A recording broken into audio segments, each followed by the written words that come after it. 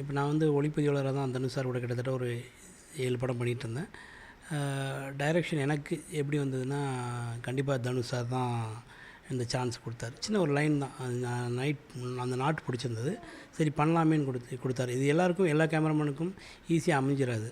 So அது ஒரு hero படம் பண்ணுறது, ஒரு ஹீரோ பிடிச்சி படம் பண்ணுறது அவ்வளோ ஈஸியாக எல்லாருக்கும் நடந்துராது. எனக்கு நடந்துச்சுன்னா அது கண்டிப்பாக தனுஷ் சாருக்கு தான் நான் தேங்க்ஸ் சொல்லி ஆகணும். எல்லா கேமராமேனுக்குமே டைரக்டர் ஆகணுன்ற ஒரு கனவு இருக்கும். 2014 எனக்கு வந்து மிகச்சிறந்த ஆண்டாக எனக்கு அமைஞ்சது. அடுத்த கட்டம்னு சொல்லலாம் ஒளிப்பதிவாளர்களுக்கு. அப்படி ஒரு அமைப்பு எனக்கு நடந்தது.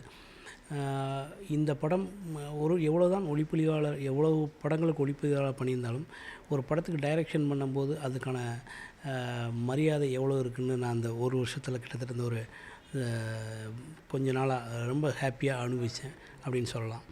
அவ்வளோ சந்தோஷமாக இருந்தது. ஒரு ஹிட்டு படத்தில் இருந்தால் ரசிகர்கள் எவ்வளோ நம்மளை வந்து என்கரேஜ் பண்ணுறாங்க, எவ்வளோ மரியாதை கொடுக்குறாங்கன்றது விஐபியில் தான் பார்த்தேன் நான். கண்டிப்பாக இதே ரசிகர்களுக்கு இதே டீம் திரும்ப ஃபெப்ரவரியிலேருந்து ஸ்டார்ட் பண்ணுறோம். கண்டிப்பாக அவங்களுக்கு வந்து இதை விட சிறந்த படமாக, இதை விட கமர்ஷியல் படமாக கண்டிப்பாக நாங்கள் கொடுப்போம்.